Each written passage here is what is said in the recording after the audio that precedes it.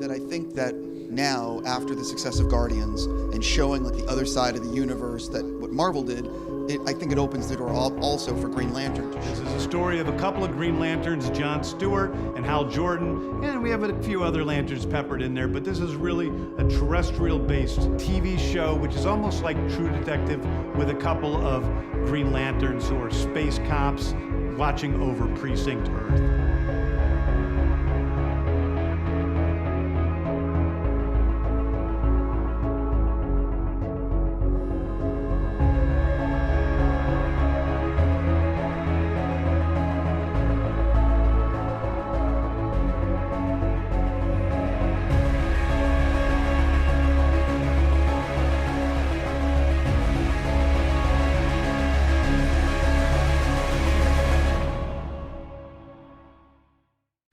So Green Lantern is one of the many characters in DC's vast library that is yet to be given a proper live-action adaptation, and in what I consider the most difficult task of this ongoing series, I'm going to try my best to pitch a Green Lantern film that can expand into a trilogy, and maybe an HBO Max series. So let's talk about it. In brightest day, In blackest night, no shall escape my sight. let those who worship evil's might Beware my power! Green Lantern's light!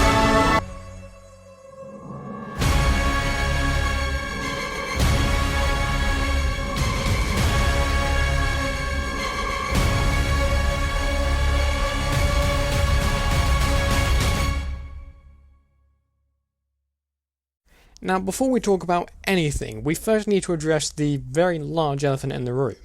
2011's Green Lantern movie with Ryan Reynolds. Now, I would argue this movie is a larger train wreck than Transformers Revenge of the Fallen, but I think that's up for a lot of debate in a future video. Now, while I could just berate this movie for the entire video, Ryan Reynolds has mocked this film plenty, so I'm gonna identify where this movie went wrong and the lessons we can learn from this and apply them when making a good Green Lantern movie. So the first thing is the decision to make the suits entirely CGI. Now, I get why this was done, seeing as Will Powers made up the construct of a Green Lantern, but do we really need a CGI suit as well? Like a completely CGI one? The second problem is that the villains, if you can really call them that, aren't necessarily that compelling to watch on screen. Sure, Mark Strong does a half-decent job as Sinestro, but that's because it's a slow transition to him becoming a Yellow Lantern. Another thing that bothered me was the decision to keep Hal on Earth for most of the movie, which does frustrate me. The whole point of the Green Lanterns are that they're meant to be an intergalactic police force, and are meant to be spread across the wider universe. So keeping Hal on Earth is kind of pointless, and it's like if Marvel decides to keep the Fantastic Four on Earth, which I hope, for the love of God, they don't do. That franchise is fucked up enough, thank you. However, from this movie there are lessons we can learn, with the obvious being to not go completely for CGI suits, but we also shouldn't go fully practical either. Going for something that meets in the middle should in theory work better on screen. And secondly, the villain or villains should be compelling. Green Lantern has some very well-known members of his rogues gallery like Sinestro, Atrocitus, Larfleeze, Parallax, and Necron the Black Lantern. Also, by keeping Hal on Earth, there's no look into the cosmic side of the universe outside of the Green Lantern's homeworld. The main selling point of the Green Lantern side of the DC universe is that they're meant to be the backdoor to the cosmic world, just like how Batman is the backdoor to the more grounded characters in the DCU. Now, despite the massive failure of the 2011 movie, there is one noteworthy Green Lantern movie that does a lot of things right that the live-action one didn't really do, and that is the movie Green Lantern First Flight, released in 2009.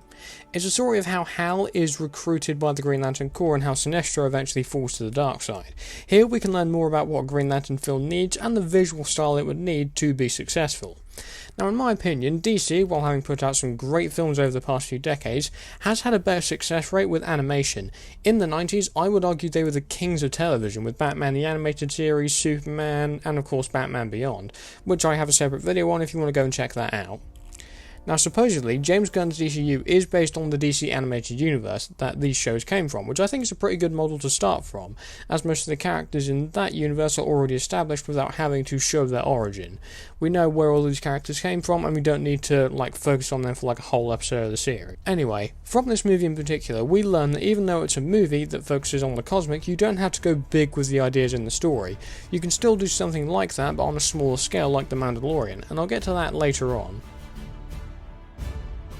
Now, I think it would also be important to talk about what James Gunn has planned for the Green Lanterns in his DCU with Peter Safran.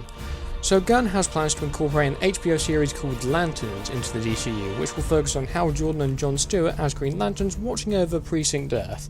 James also compared the show to True Detective, and has also said the show will revolve around the discovery of a terrifying mystery, and while I previously speculated it could be Blackest Night, it is apparently an Earth-based mystery, and what that is remains to be seen.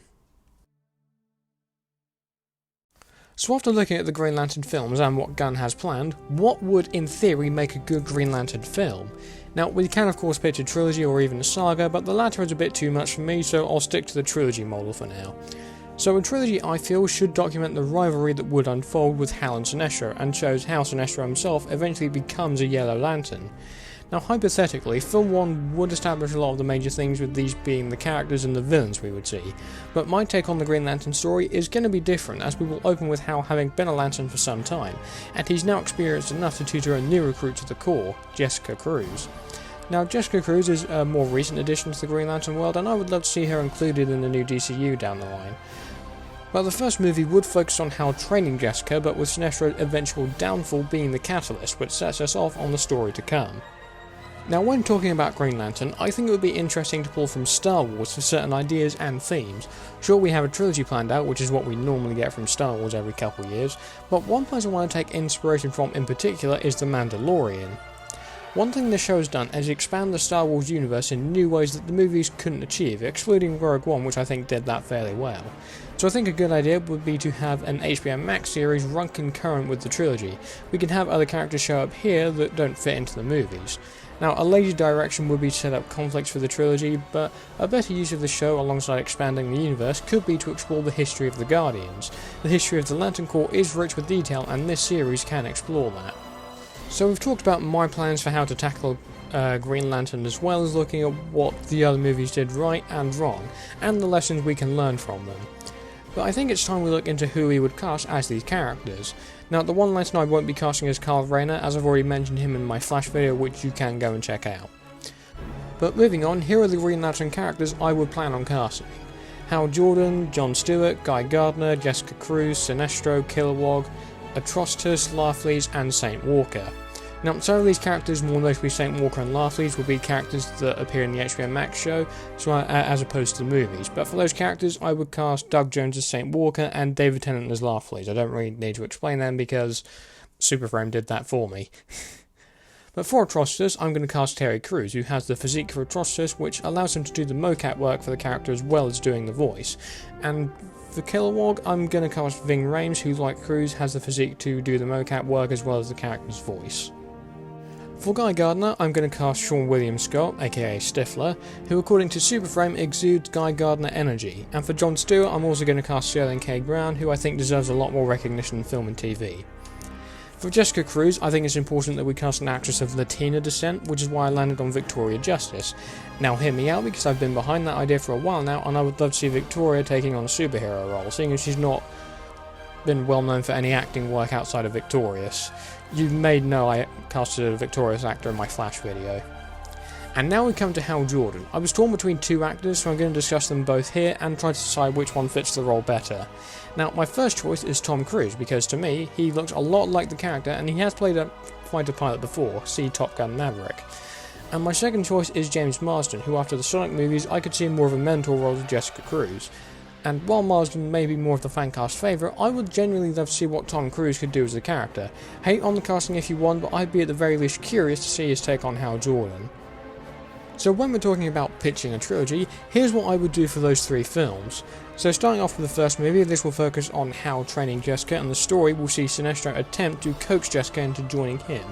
And halfway through Act 2, that does actually end up happening. but by the film's end we would see Jessica rejoin the Corps and the Guardians exiling Sinestro, which pushes him into joining the Yellow Lantern Corps, which is already established.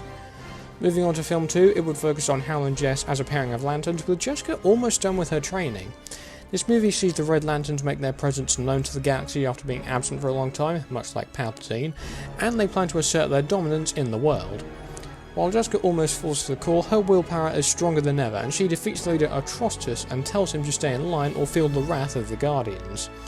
And now we come to film 3, where we see Sinestro exact his revenge on the Guardians for his exile, as he and the Orange Lanterns enslave the entirety of the Green Lantern Corps, destroying their rings, preventing them from using their power, and kind of putting a dampener on the battery.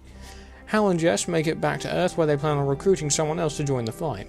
Hal and Jess recruit Carl Rayner, who's been on Earth for a while, not really assuming his Green Lantern duties, but after meeting with John Stewart and Guy Gardner, both of whom managed to escape Oa, the group plan to launch an attack on the Yellow Lantern Corps and take back their homeworld. The Lanterns free the Guardians and reconstruct the rings for the Lanterns to fight, and the final conflict would be Hal versus Sinestro as the two engage in one of the larger action set pieces for the third movie. Sinestro gravely injures Hal, and so Jessica is forced to step in.